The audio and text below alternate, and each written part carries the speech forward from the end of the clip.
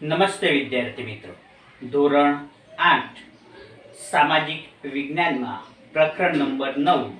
આજે આપણે એનું 7મું લેક્ચર જોઈ રહ્યા છીએ.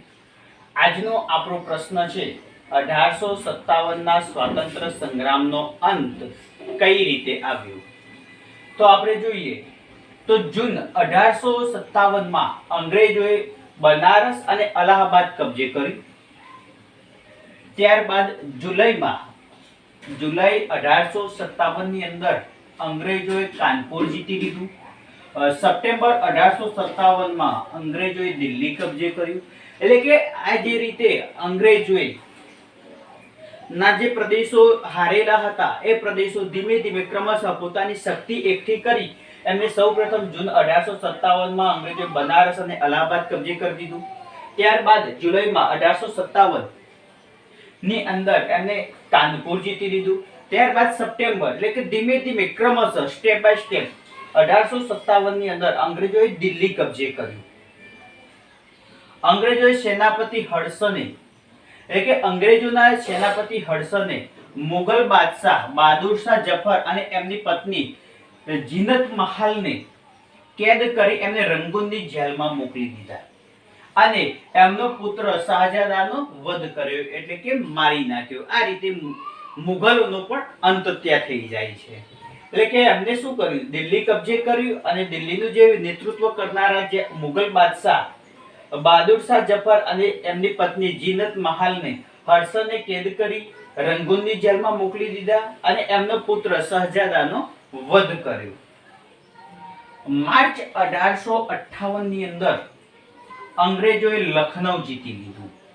લખનઉ જીત્યા પછી જૂન 1858 માં ઝાંસીના રાણી લક્ષ્મીબાઈ 15 દિવસ સુધી અંગ્રેજ સેનાપતિ યુરોજના નેતૃત્વ નીચે અંગ્રેજ સેના સામે લડતા રહ્યા.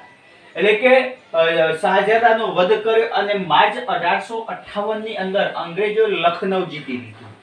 લખનઉ જીત્યા બાદ જૂનની અંદર રાણી લક્ષ્મીબાઈ એટલે કે ઝાંસીના રાણી લક્ષ્મીબાઈ સામે 15 દિવસ સુધી અંગ્રેજ સેનાપતિ યુરોજના નેતૃત્વ નીચે એમની સેના લડતી રહી અને અંતે શૌર્ય દાખવીને એટલે કે વીરતાપૂર્વક લડતા આ રાણી શહીદ થાય છે અને અંગ્રેજોએ ઝાંસીને કબજે કર્યું. એટલે કે ઝાંસીના રાણી વીરગતિ પ્રાપ્ત કરે છે. ત્યારબાદ અંગ્રેજોએ આ ઝાંસીને પણ પોતાના કબજાની અંદર લીધું. સપ્ટેમ્બર 1858 ના આખરી યુદ્ધમાં એટલે કે છેલ્લું રાજ્ય જે અંગ્રેજોના કેદમાંથી બહાર હતું એ એટલે કે સપ્ટેમ્બર 1858 ના આખરી યુદ્ધમાં અંગ્રેજોએ અવધના બેગમ હજરત મહાલને હરાવી અવધ પણ કબજે કર્યો. એટલે કે અવધનું જે નેતૃત્વ કરનારા અવધના બેગમ હજરત મહાલને પણ એમને હરાવી અવધને પણ પોતાના પક્ષે કરી લીધું. અંગ્રેજોએ સાથેની લડાઈમાં જગદીશપુરના કુંવર સિંહને જીવલેણ ઘા વાગતા તેઓ એપ્રિલ 1858 માં મૃત્યુ પામે છે. એટલે કે અંગ્રેજો સામે યુદ્ધ કરતા જગદીશપુરના રાજા કુંવરસિંહને જીવલેણ ઘા વાગવાથી એમનું પણ એપ્રિલ 1858 ની અંદર એ પોતે મૃત્યુ પામે છે. આ રીતે 1857 ના સ્વાતંત્ર્ય સંગ્રામનો અંત આવે છે. ત્યાર પછીનો આપણો બીજો પ્રશ્ન છે 1857 ના સ્વાતંત્ર્ય સંગ્રામનું મુખ્ય કારણ કયું હતું. એટલે કે 1857 નો જે સ્વાતંત્ર્ય સંગ્રામ થયો એનું મુખ્ય અગત્યનું કારણ કયું હતું. તો આપણે જોઈએ અંગ્રેજ સરકારે અપનાવેલી દમનકારી કૂટનીતિને કારણે દેશના લોકોમાં ભારે અસંતોષ ફેલાયો હતો. એટલે કે અંગ્રેજ સરકારે જે હિન્દીઓ પ્રત્યે જે દમનકારી કૂટનીતિ જે અપનાવી હતી એના કારણે દેશના લોકોની અંદર અસંતોષ ફેલાયેલો હતો.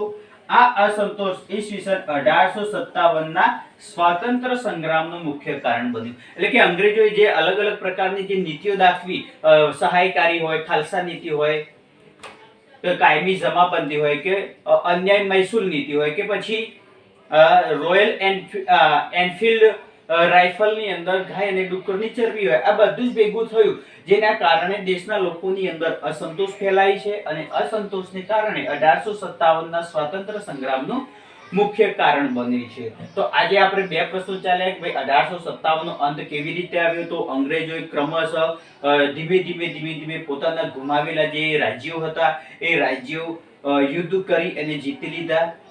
દિલ્હીના રાજા બહાદુર શાહ જફરને પણ અને એમની પત્ની જીનત મહાલને પણ પકડી કેદ કરી અને રંગૂનની જેલમાં મોકલ્યા. એમના પુત્રનું અવસાન કર્યું. ઝાંસીના રાણીને પણ 15 દિવસ સુધી એ પોતે લડતા રહ્યા અને અંતે વીરગતિ પામે છે.